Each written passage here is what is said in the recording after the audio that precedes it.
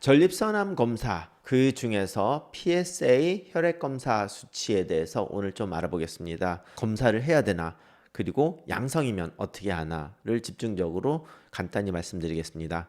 말씀드리기 앞서서 제가 전립선암 검사에 대해서는 예전 영상이 있으니까 여기 링크를 달아 놓을 테니까 자세한 이야기는 거기서 들으시고요.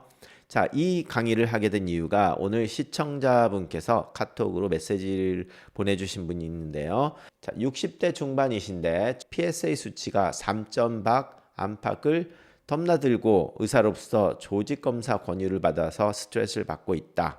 그래서 조직검사 고통, 부작용이 크게 걱정이 되는데 고민을 하시면서 연락이 와서 여기에 대해서 추가 방송을 좀 하게 됩니다. 자, 특히 PSA 3.0 안팎이라고 하신 거가 조금 낮기는 한데 제가 오늘은 스탠다드인 숫자에 대해서 좀 더 말씀을 드리겠습니다. 자, 거기에 앞서서 전립선암에 대한 건강검진의 필요성에 대해서는 학회마다 그리고 의사 집단마다 다른 의견이 조금 있습니다.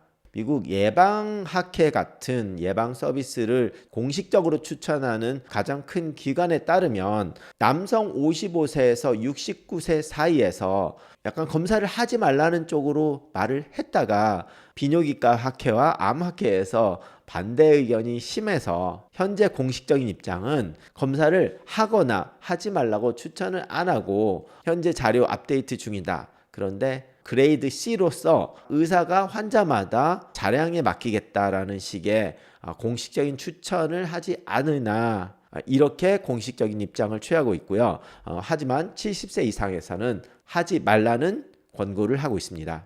그래서 이 PSA 건강검진 논쟁에 대해서는 예전에 모든 사람들이 많이 하는 것으로 갔다가 이걸 하다 보니까 부작용이 많아서 건강검진을 하지 말라는 쪽에 부류도 있고 건강검진을 하라고 하는 그런 부류에서는 특정 집단에서는 한 번만 하면 된다.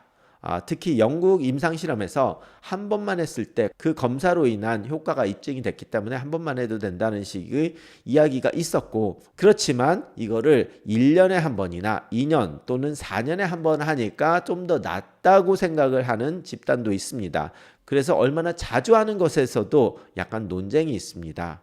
그렇지만 대부분 PSA 검사는 10년 이상 생존 가능성이 좀 적은 환자에서는 하지 말라는 게 공통적인 생각이고요. 70세 또는 75세 이상에서는 하지 말라는 게 통상적인 하지 말라는 추천군입니다. 자, 그래서 이렇게 전립선 암 검사인 PSA 검사를 하냐 마냐의 왈가불가를 떠나서 만약에 PSA 검사를 하겠다고 벌써 결정을 했다면 결정을 한 후에도 이 검사를 잠시나마 미루는 경우에는 전립선에 염증이 났었던 경우에는 보통 6주에서 8주 이상 뒤로 미뤄서 바로 하시지 말고요.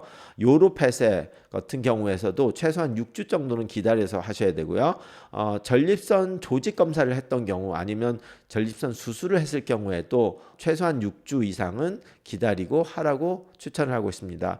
그리고 뭐 성관계를 해서 사정을 했다거나 자전거 운동을 심하게 했을 때 최소한 48시간 이상 지난 다음에 검사를 하라고 권장하고 있습니다. 왜냐?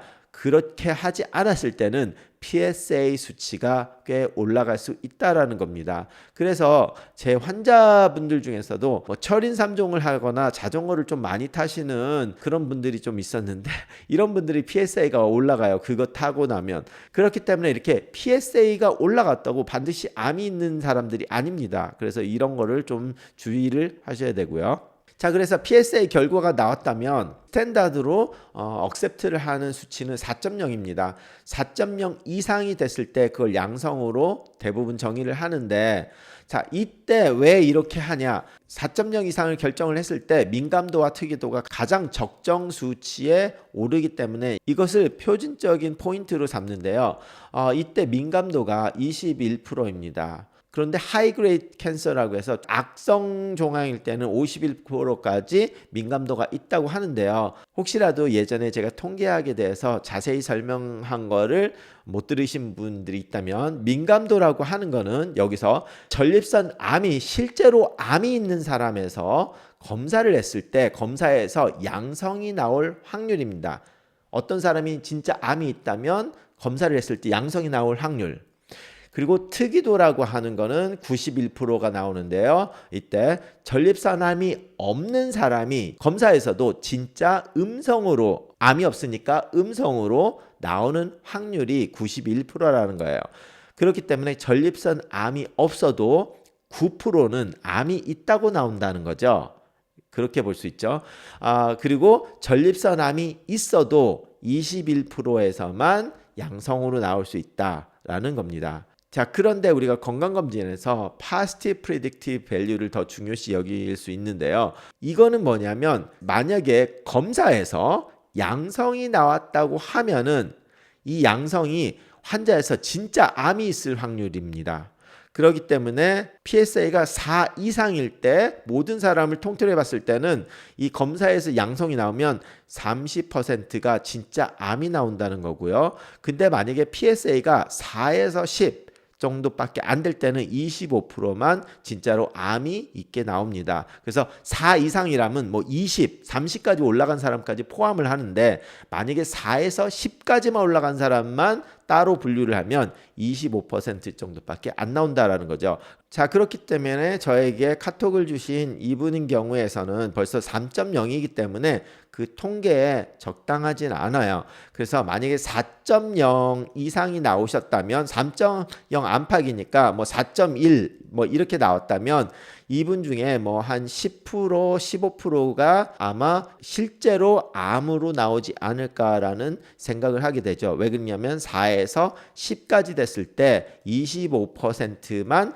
암으로 밝혀지기 때문에 자신이 4에서 4.0, 4 정도가 된다면 여기까지 포함됐을 때 25%니까 아무래도 통계상 제가 말씀을 드릴 수는 없지만 느낌상 요렇게 밑이라면 보통 뭐 10% 안팎이 되지 않을까. 결과적으로 이 검사에서 4.1 뭐 이 정도 나왔다면 실제 이분이 암으로 있을 확률이 뭐 10%도 안 될 가능성이 높다라고 봐도 무리가 없다고 생각을 합니다. 그러다 보니까 3.0 정도에서는 대부분 미국에서는 초음파를 해서 특정한 종양 같은 것이 보이지 않을 때는 조직 검사를 하지는 않습니다. 뭐 4.1, 4.2 이렇게 나와도 조직 검사를 하지 않는 분들이 대부분이고 만약에 그쪽에 종양이 보였다면 조직 검사를 하겠죠.